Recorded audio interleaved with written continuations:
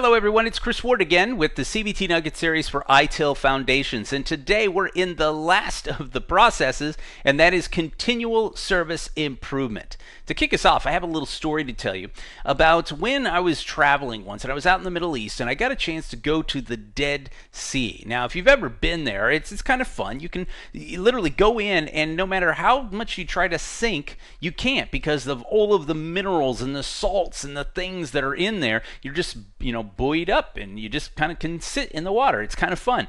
But the thing is that nothing can grow there. Why is that? Because it's a Dead Sea, right? It has no outlet. There is no place for improvement. In fact, if you take a teaspoon of that water and tried to drink it, you would die because you would be poisoned.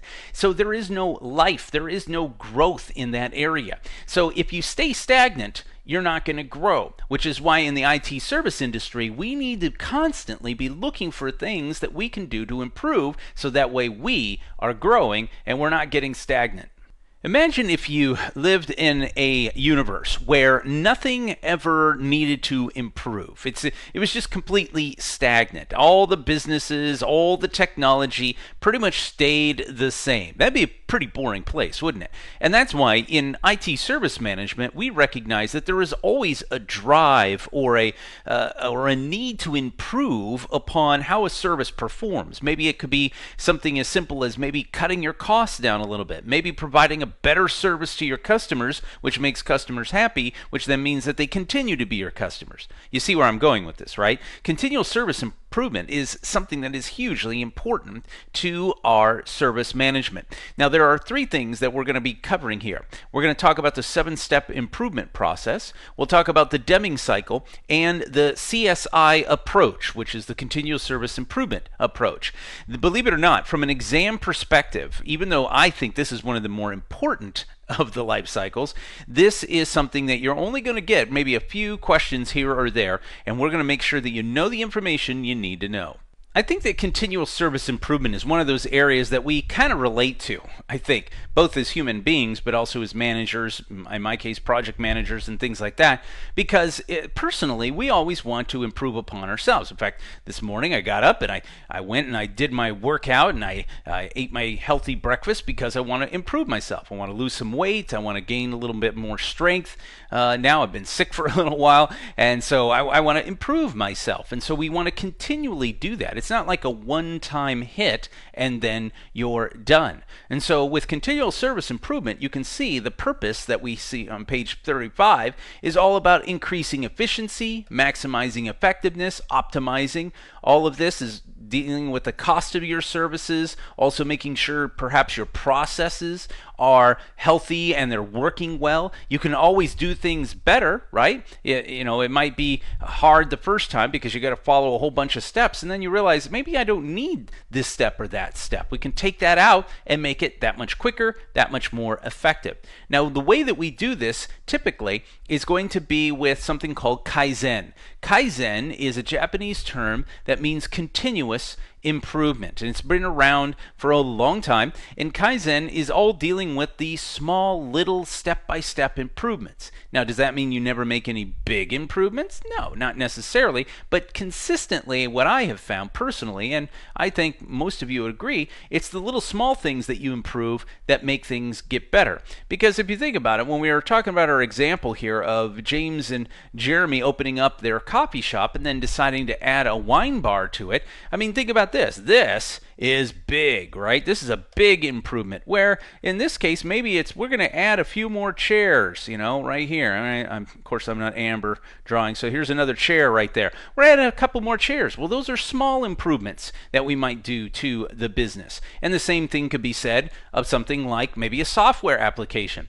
where you have very large rollouts of brand new updates, where we call it a 1.0 to a 2.0, a 2.0 to a 3.0, but it's the point 1, point 0.2, 0.3 small updates and patches that can sometimes just add just a little bit of really cool stuff. And guess what? They didn't cost as much to roll out, and they didn't cost as much time and energy and effort, but they still help improve things.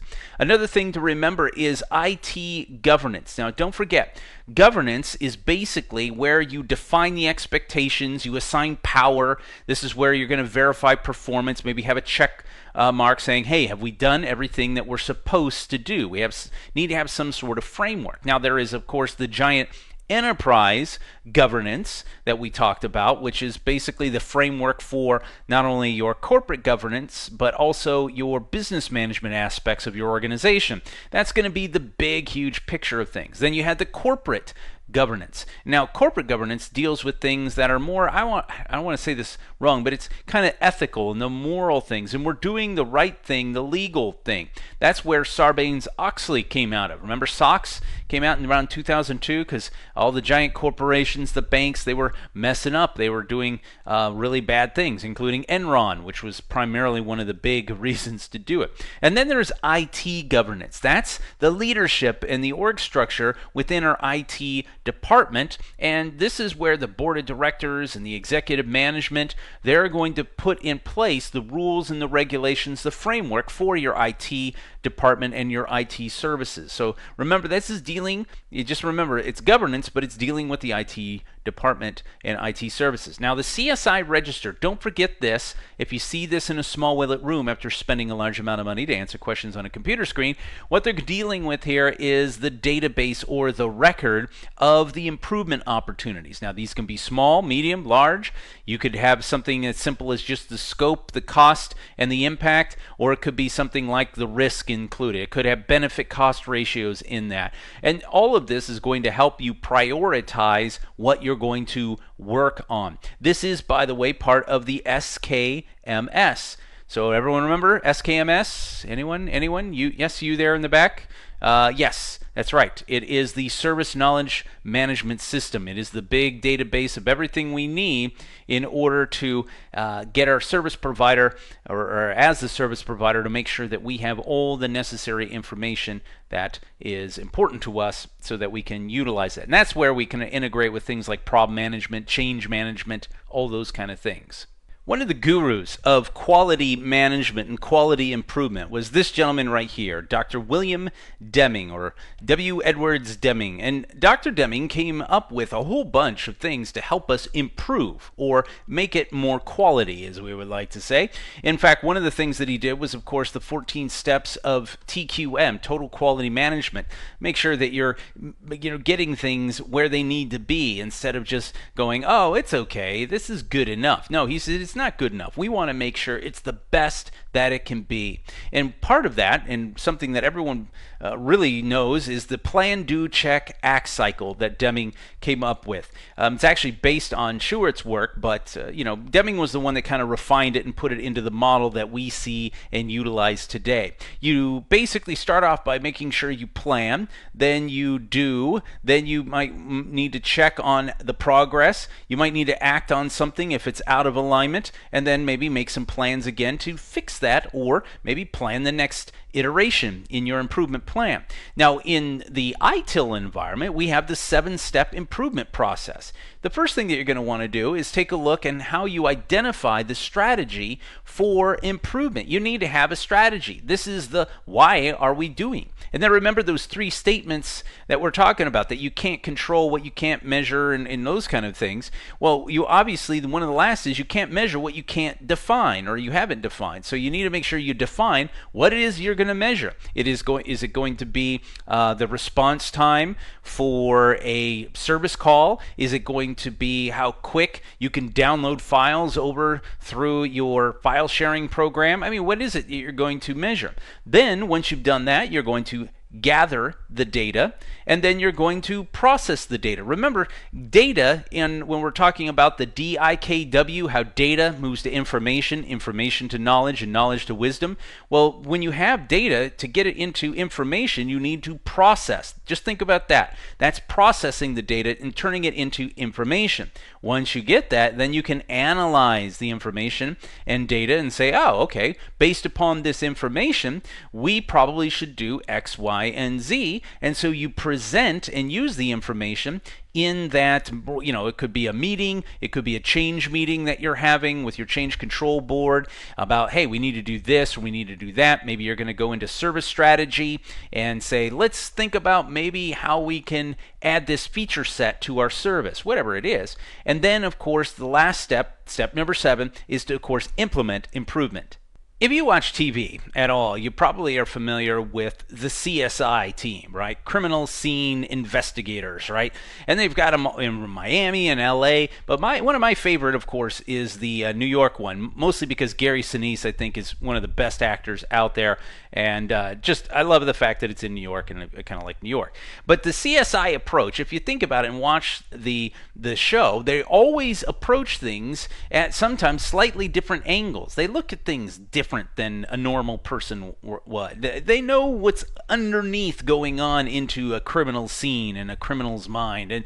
And I would say that in the ITIL environment, when you become an IT service provider and you work in this environment, you start getting a certain approach or a certain way of looking at things that a normal person, or I shouldn't say normal person, we're all normal, right? Well, maybe some of you aren't too normal. I know I'm not. But a general approach, I should probably say. A general person would not think about that, but yet you use the technology all the time. If you're configuring routers all day, and if you're taking help desk calls on password encryption and things like that, you are going to look at things slightly different.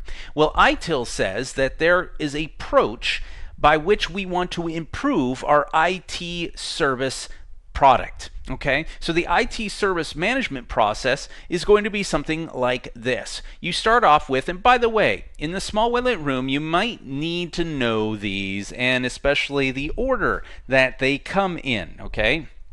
That's all I'm saying. Just make sure that you are very well aware of these things. So first off is, what is the vision? This is going to deal with things like your business goals, right? What is the business goals? What are things that we're going to be looking at? What is the vision of our company? What is the vision of our service operation? What are we looking for? Then you want to do, where are we now? This is where the baselines are going to be established. We're going to do some sort of baseline assessment. What are we looking at? Where do you want to be? This is where you're going to set what is known as a target, right? But this needs to be, and it's important, the target needs to be measurable, right? You need to be able to see this and go, okay, yeah, that's something I know I can hit. We have a target. We want to get down to the subatomic level and create a brand new life form. Well, how do you know? Is that something that's measurable? I don't know. Maybe in today's technology there is. Then once you have the target, you then set up, how do we get there? That's going to be the process improvement, right? You might do a gap analysis between the current practice and the defined targets and say, all right, we're here, we want to get there. You're going to give people perhaps some defined goals and where they're going to go, and let the guys run with it. They're typically good there. Then once we start into the operation of itself, we ask, did we get there? And this is where we're going to again measure and check our metrics. Okay? What are we measuring? Check our metrics, make sure that everything's good. And then once we're done with that, we start all over. How do we keep up the momentum? In other words, now that we've maybe solved that issue and we got there and we say, yes, okay, we got there. Now what are we going to do? We're going to come back here and ask again, well, what is the vision? What do we need to do for our business to continually improve? So this is the 6-step CSI approach. You do need to know this very well for the small Willet room. And and that is going to be a big help to you, okay? So there you have it today, folks. We talked a little bit about the last of our processes, or stages, I should say, in the 5 core processes of ITIL. We took a look at service strategy, service design, service transition, service operations, and finished up today with continual service improvement. It's been a pleasure having you with us. I hope this has been informative for you, and I'd like to thank you for viewing.